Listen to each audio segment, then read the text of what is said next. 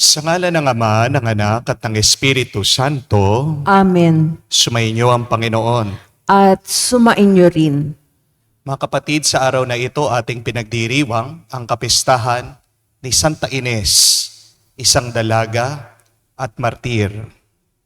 Hindi ibig sabihin, kapag mabuti ka at tapat ka sa Diyos, hindi ka na makakaranas ng mga paghihirap o pagsubok sa buhay. Para-parehas lang.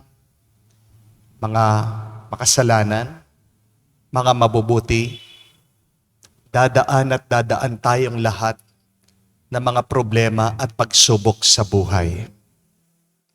Para saan pa ang pagiging mabuti? Kung tayo din naman pala ay magkakasakit at mahihirapan. Mga kapatid, tandaan niyo po, na pag ikaw ay tapat sa Diyos, kahit na ikaw ay makakaranas ng mga bigat sa buhay, tutulungan ka niya. Ikaw ay pagkakalooban ng panibagong lakas, kapayapaan ng Diyos.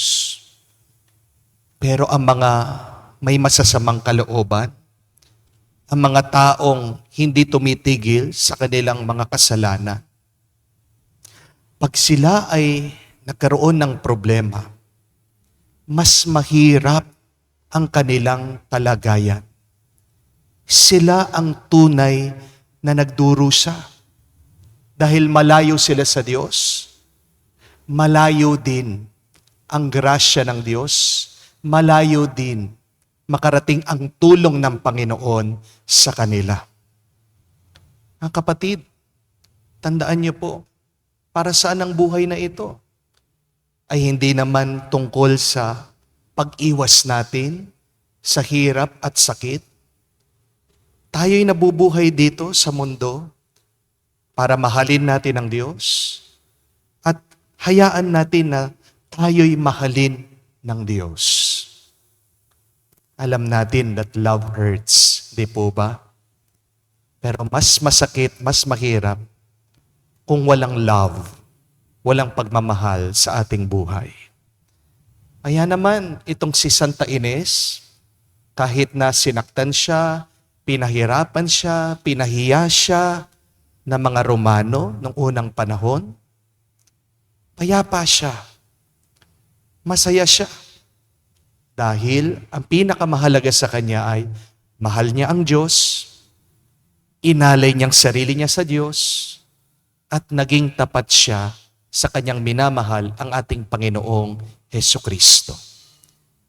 Naway humugot tayo ng lakas at inspirasyon kay Santa Ines.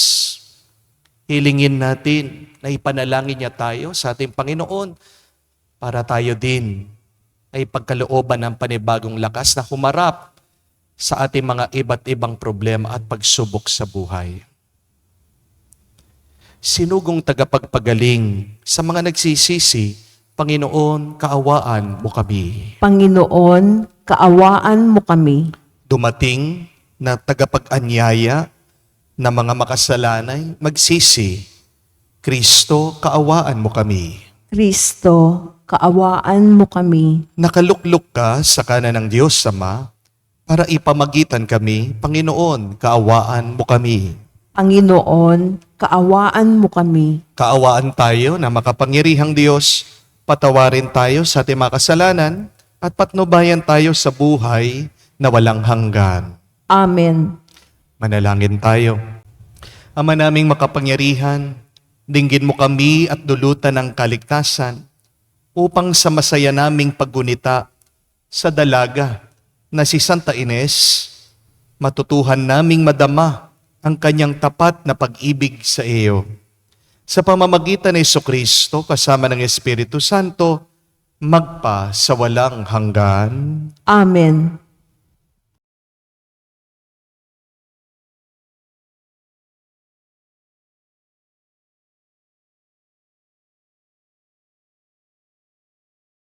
Pagbasa mula sa sulat sa mga Hebreo. Mga kapatid, makatarungan ang Diyos. Hindi niya lilimutin ang inyong ginawa at ang pag-ibig na iyong ipinakita at hanggang ngayon ipinakikita sa paglilingkod ninyo sa inyong mga kapwa Kristiyano. At pinakananais ko na ang bawat isa sa inyo'y patuloy magsumikap hanggang wakas upang kamtan ninyo ang iyong inaasahan. Kaya huwag kayong maging tamad. Tularan ninyo ang mga taong nagtitiis at nananalig sa Diyos, ang sa gayoy tumanggap ng mga ipinapangako niya. Nang mangako kay Abraham ang Diyos, siya'y nanumpa sa kanyang sariling pangalan, yamang wala nang iigit pa rito sa kanya.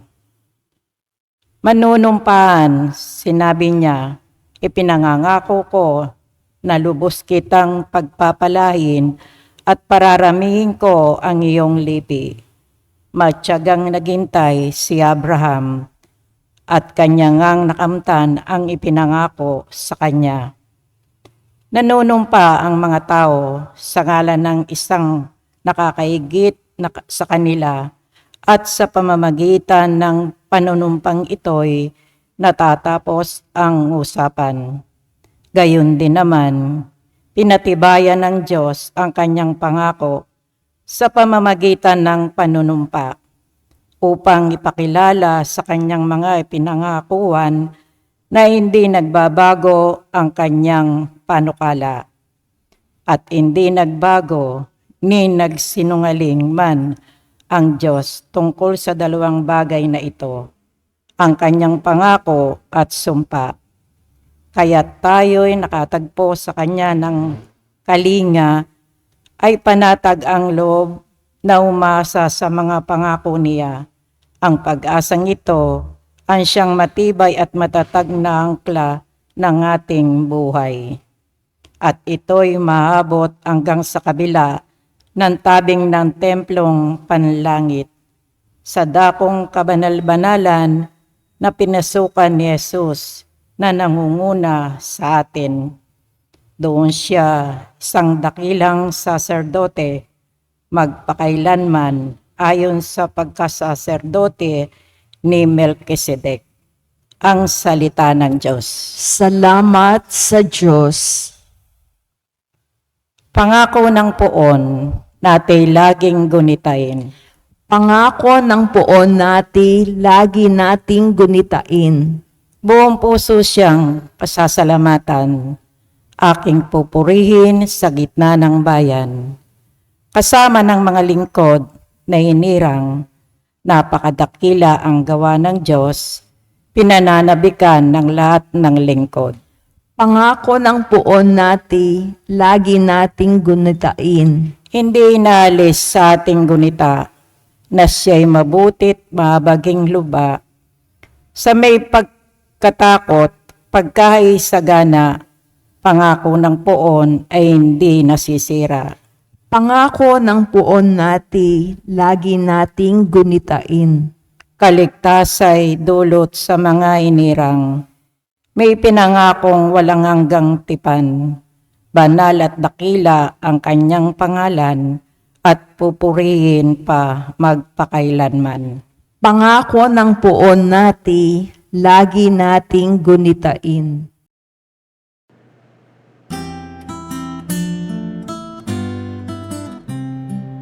Alleluia, alleluia, alleluia,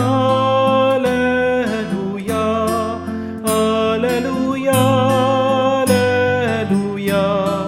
alleluia, alleluia, alleluia, alleluia, alleluia, alleluia, alleluia.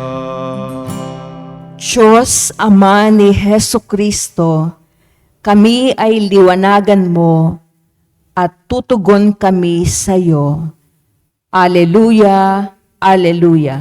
Sumainyo ang Panginoon. At sumainyo rin. Ang mabuting balita ng Panginoon ayon kay San Marcos. Papuri sa iyo, Panginoon. Isang araw ng pamamahinga, naparaan si Jesus at ang kanyang mga alagad sa tabi ng triguhan. Habang daan, nangingigtil ng uhay ang mga alagad. Kaya't sinabi ng mga Pariseo kay Jesus, tignan mo ang ginagawa ng iyong mga alagad. Bawal yan kung araw ng pamamahinga. Sinagot sila ni Jesus, hindi ba ninyo nababasa ang ginawa ni David noong si Abiatar ang pinakapunong saserdote?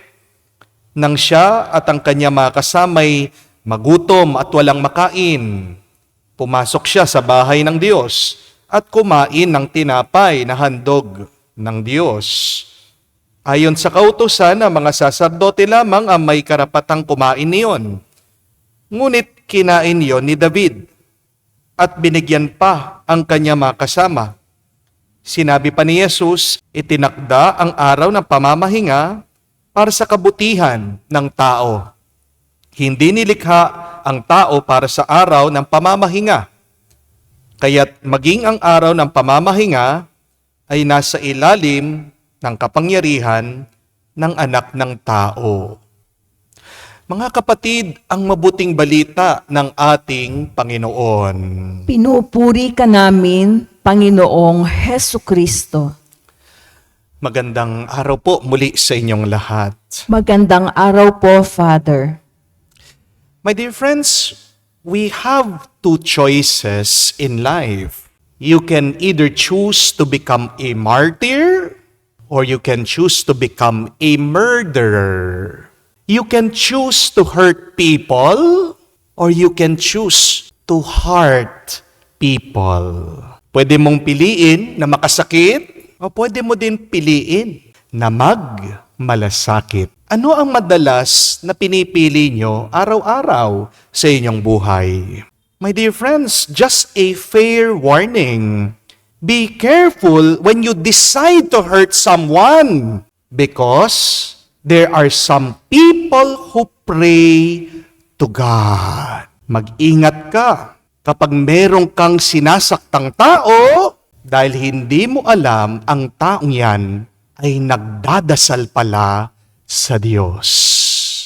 And when people cry to God, God counts every tears that comes out from their eyes. God takes account for every sadness and sorrow that comes out from the heart of these people.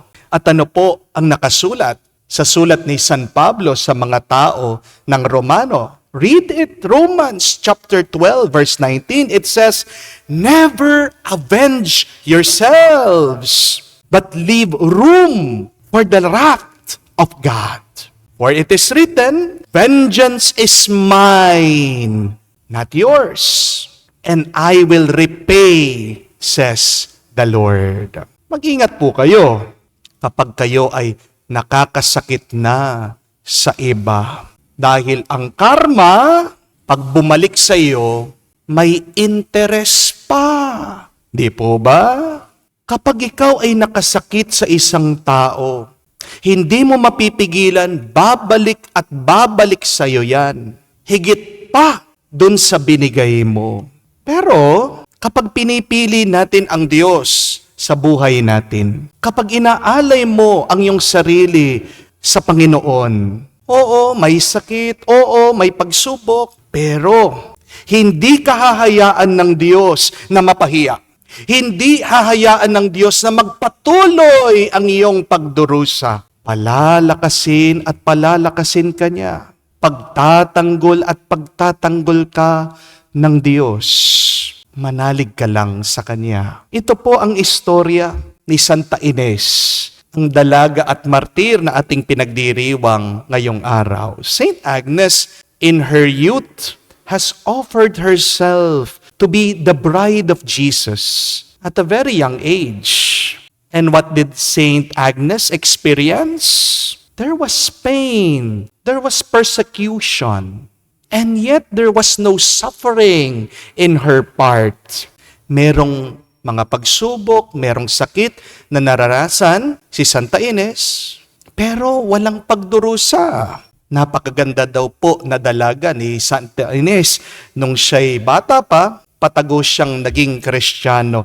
Dahil nung panahon po ni Santa Ines, ang mga Kristiyano ay tinutugis, dinadakip at pinapatay ng mga Romano kasi ang mga Romano iniisip nila na isang kulto ang mga Kristiyano. Ayaw pong sumamba ng mga Kristiyano sa emperador. Para po sa mga Romano, ang kanilang emperador ay isang Diyos. Pero alam naman po natin, para sa mga Kristiyano, iisa lang ang Diyos, si Kristo. Hindi po ba? Saint Agnes wanted to become a virgin for the kingdom of God. Kaya nga, tinanggihan po niya yung isang manliligaw niya . At ito naman ang kinagalit nitong lalaki. Noong natuklasan nila na isa palang Kristiyano si Santa Ines, sinumbong siya sa emperador. Kaya naman po dumating ang mga sundalo at pinadakip siya. At dito na po nagumpisa ang kanyang parusa, ang pagpapahirap sa kanya.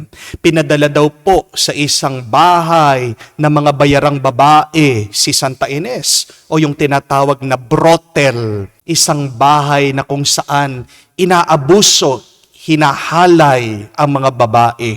At doon po hinubaran itong si Santa Ines. Sinira yung kanyang damit. Pero ang himala ito po, nung pagkahubad daw kay Santa Ines, bigla-bigla humaba yung kanyang buhok hanggang natakpan yung kanyang mga masiselang parte sa katawan. Sino man daw po ang lumapit kay Santa Ines na merong pagnanasa na siya ay abusuhin o halayin, agad daw po na nabubulag dahil meron silang nakikitang isang liwanag. So walang makalapit talaga sa kanya. Hanggang ang isang lalaki, sinubukan talaga siyang i-rape, abusuhin. Pagkalapit pa lang sa kanya, pagkahawak pa lang sa kanya, ito pong lalaki ay biglang bumagsak at namatay. Pero dahil daw po sa panalangin nitong si Santa Ines, tignan niyo po ito. Kahit na merong mga tao na gusto siyang saktan, she continued to pray for them.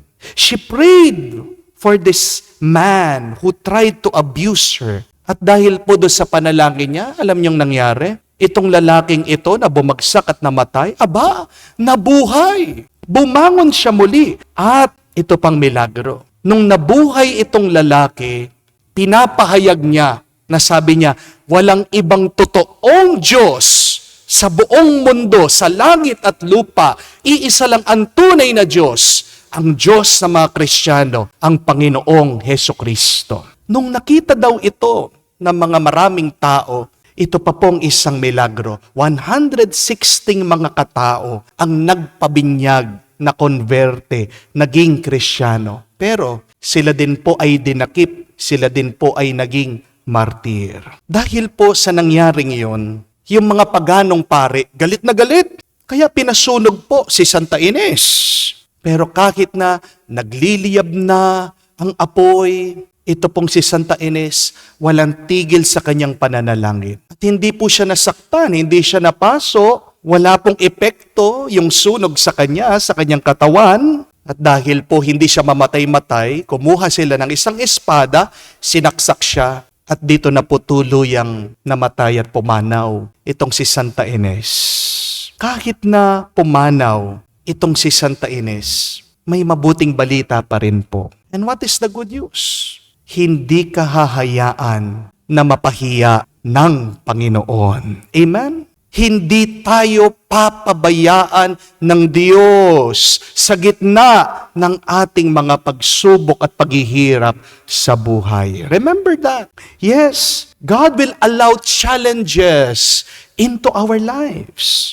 But God will not allow you to be put to shame. God will not allow you to face these challenges, these problems with weakness. Kung man ikaw ay ahayaan ng Diyos na mahirapan, bibigyan ka niya ng lakas. Kapag pinili mo ang Diyos, mahirapan ka man dahil malinis ang iyong puso. tandaan niyo po ito, makakaranas ka ng kapayapaan. At hindi po ba, yun lang naman ang tunay na mahalaga, na kahit na dumaan ang mga bagyo ng pagsubok sa ating buhay, basta't may kapayapaan sa ating mga kalooban. When you choose God, my dear friends, despite the pain, you will experience joy and peace through God's grace. Baka hindi niyo po alam, marami sa inyo, si Mel Gibson po, yung pong artista at direktor ng Passion of the Christ. Isa po siya sa mga naging biktima ng wildfire sa California. Habang pong nasusunog yung bahay niya, nasa isang press conference po itong si Mel Gibson. Nakita po niya sa news yung kanyang bahay sa California nasusunog. At nung in-interview po itong si Mel Gibson, napanood ko po yung kanyang interview, mangyak-ngyak siya. Hindi pa rin siya makapaniwala. Naubos po ang bahay niya. Wala po natira. Lahat po ng mga pinakamahalaga daw niya, memorable na gamit, irreplaceable, nandun po sa bahay na yon. Years of years na mga pinag-ipunan niya, biglang naubos, biglang naging abo, nawala po lahat. Pero hindi ko po makalimutan yung sinabi ni Mel Gibson. Napakaganda. Sabi niya doon sa kanyang interview ito. Oo, nalulungkot ako. Sino bang hindi malulungkot? Para bang hinubaran ako ng Diyos? Sabi po ni Mel Gibson. Pero alam ko may mas magandang dahilan ang Diyos. Bakit hinayaan niya na mangyari ito? Bakit hinayaan niya na maranasan ko ito sa aking buhay? Para bang hinahanda ako ng Diyos na makatanggap ng mas malaki, mas magandang pagpapala at grasya. Mel Gibson said that the Lord has stripped me, and yet I know the Lord is preparing me for something big. I know something big is coming. Tama nga naman po siya, dahil alam niyo po, sa mga susunod na buwan, lalabas po yung pelikula ni Mel Gibson. Ang title po, The Resurrection. Kung napanood niyo po yung The Passion of Christ, isa po ito sa mga box office hit, top 1, top grossing film of all time. Ano pa po kaya itong susunod na palabas niya, pelikula niya, The Resurrection? Siguradong magta-top 1 na naman po yan.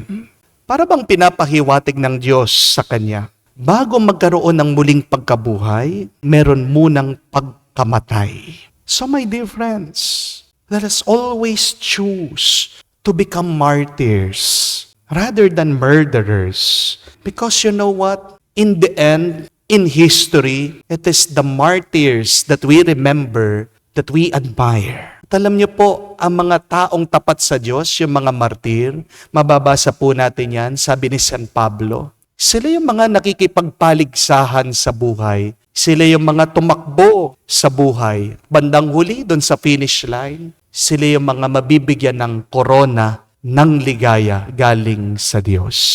Choose, my dear friends, rather than to hurt people, to heart people. When you heart people, when you love people, God blesses you more. There is no blessing to people who hurt other people. You try to hurt other people, then more hurt, more pain, more suffering will come back to you. My dear friends, be faithful to God like Saint Agnes. Because like Saint Agnes, despite of being hurt, God will strengthen you. And in the end, you will experience also God's glory in heaven. Yan po yung ating ipagdasal at sabihin natin sa banal na misang ito, gitna ng ating mga nararanasan, na pagsubok, sakit at problema, lumapit tayo, humingi tayo ng dasal. Dito sa napakatatag na santo, Santa Ines, panalangin mo kami para kami din ay makaranas ng kapayapaan, gitna ng aming mga maraming suliranin at pagsubok sa buhay. Amen. Manalangin tayo sa Diyos, Ama na tinatawag natin, maging kanyang malalayang mga anak sa pamamagitan ng kanyang anak na si Jesucristo, ating sabihin, Panginoon, dinggin mo kami. Panginoon, dinggin mo kami. Ang lahat ng mga Kristiyano naway ituring ang mga utos ng Diyos bilang pinto sa kalayaan mula sa pagkakasala at bilang paraan ng paglilingkod sa Diyos at sa kapwa. Manalangin tayo sa Panginoon. Panginoon, dinggin mo kami. Ang lahat ng mga mambabatas naway gumawa ng mga makataong batas na maglilingkod para sa ikabubuti ng lahat. Manalangin tayo sa Panginoon. Panginoon, dinggin mo kami. Ang batas naway huwag nating ilagay na higit pa sa ating pagkatao, bagkus unahin ang pagpapatupad ng dakilang utos na magmahalan tayo. Manalangin tayo sa Panginoon. Panginoon, dinggin mo kami. Sa katahimikan po ng ating puso, buksan natin, sabihin sa Diyos ang ating mga personal na panalangin at intensyon. Panginoong Diyos, naway maging paanyaya sa amin ang bawat batas mo upang mahalin at paglingkuran ang aming kapwa at upang sila ay unawain, igalang, gabayan at maging amin ring gabay. Hinihiling namin ito sa pamagitan ni Kristo, aming Panginoon. Amen.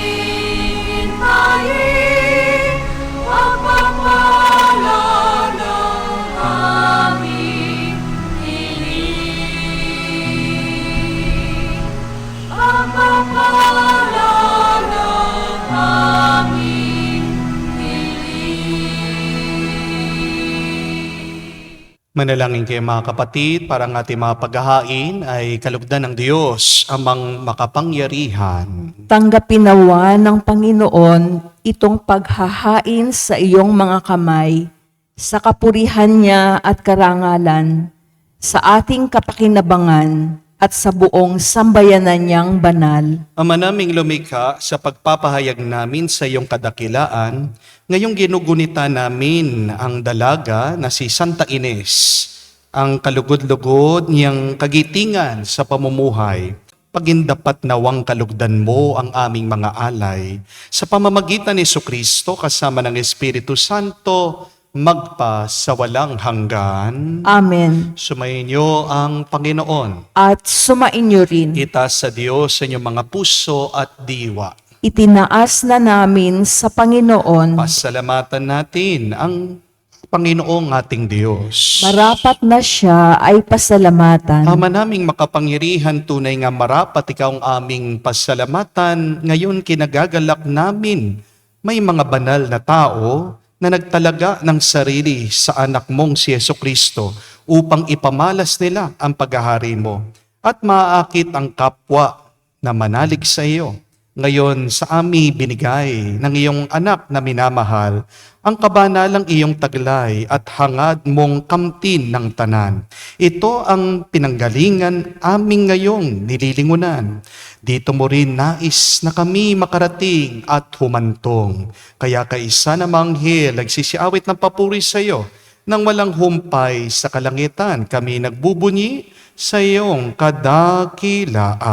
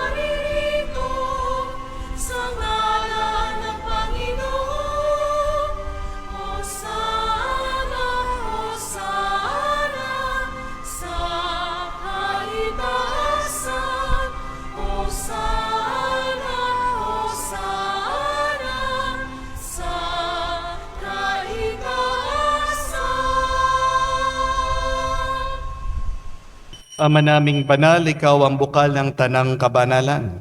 Kaya't sa pamagitan ng iyong Espiritu, gawin mong banal ang mga kaloob na ito upang para sa amin maging katawan at dugo ng aming Panginoong Heso Kristo. Bago niya pinagtiis ang kusang loob na maging handog, hinawakan niyang tinapay, pinasalamatan kanya. Pinaghati-hati niya iyon, inabot sa kanya malagad at sinabi, "Tanggapin ninyong lahat ito at kanin. Ito ang aking katawan na ihahandog para sa inyo."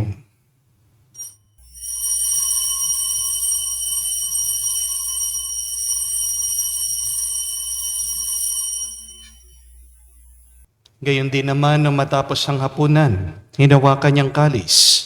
Muli kanyang pinasalamatan. Inabot niya ang kalis sa kanya malagad at sinabi, "Tanggapin ninyong lahat ito at inumin. Ito ang kalis ng aking dugo, ng bago at walang hanggang tipan. Ang aking dugo na ibubuhos para sa inyo at para sa lahat, sa ipagpapatawad ng mga kasalanan. Gawin ninyo ito sa pag-alaala sa akin."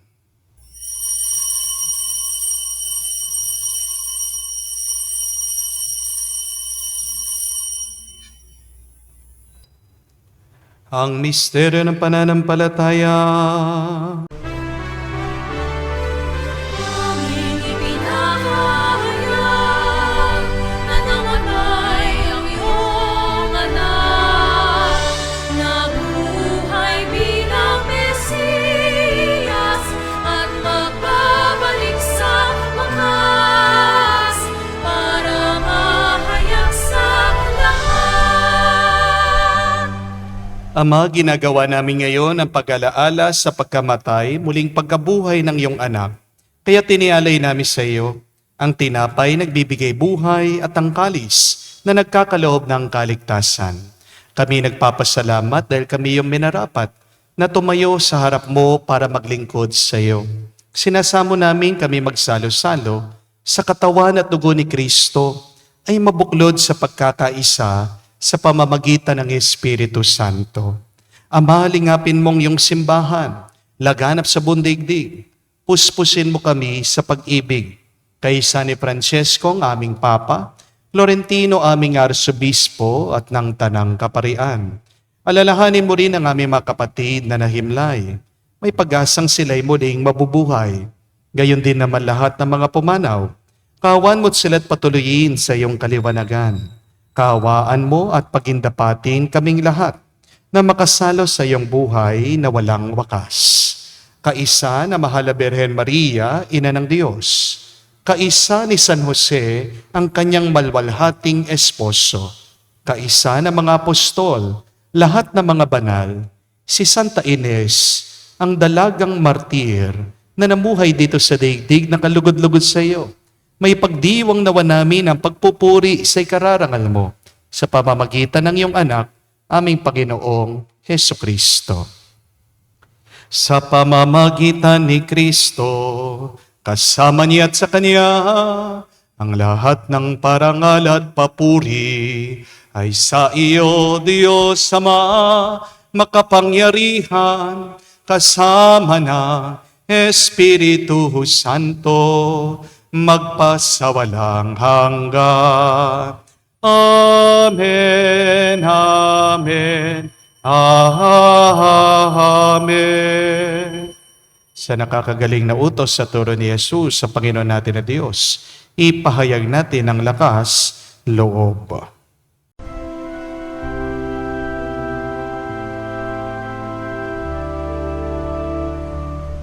Ama namin, sumasalangit ka, sambahin ang ngalan mo, mapasa amin ang kaharian mo, sundin ang loob mo dito sa lupa para nang sa langit.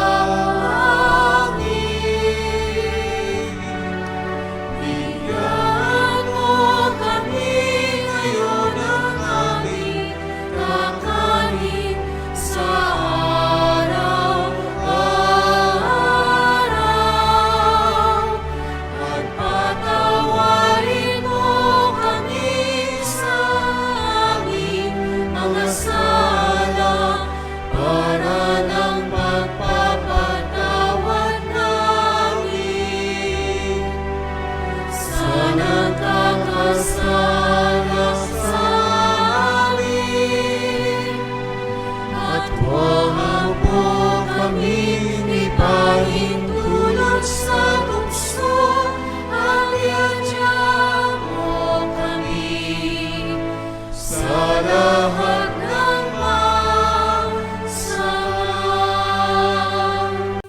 Hinihiling namin kami adya sa lahat na masama, pagkalooban ng kapayapaan araw-araw, ligtas sa kasalanan, ilayo sa lahat ng kapahamakan, samantalang aming pinanabikan ang dakilang araw ng pagpapahayag ng tagapagligtas naming si Hesu Kristo. Sapagkat iyo ang kaharian at ang kapangyarihan at ang kapurihan magpakailanman. Amen. Panginoong Yesu Kristo, sinabi mo sa mga apostol, kapayapaan ang iniiwan ko sa inyo.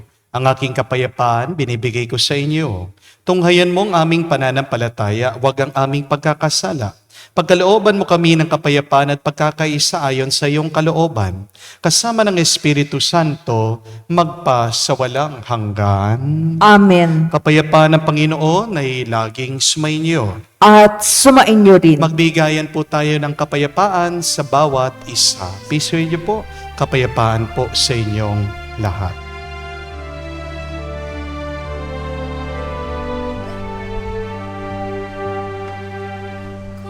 Cordero ng Diyos na nag-aalis ng mga kasalanan ng sanlibutan, maawa ka sa amin. Maawa ka sa amin. Cordero ng Diyos na nag-aalis ng mga kasalanan ng sanlibutan, maawa ka sa amin. Maawa ka sa amin. Cordero ng Diyos na nag-aalis ng mga kasalanan ng sanlibutan, ipagkaloob mo sa amin ang kapayapaan. Mga kapatid, naririto ang ating Panginoong Yesu Kristo, ang Kordero ng Diyos, siyang nag-aalis sa mga kasalanan ng sanlibutan. Mapalad tayong lumalapit sa piging ng Kordero. Panginoon, hindi ako karapat-dapat na magpatuloy sa iyo, ngunit sa isang salita mo lamang ay gagaling na ako.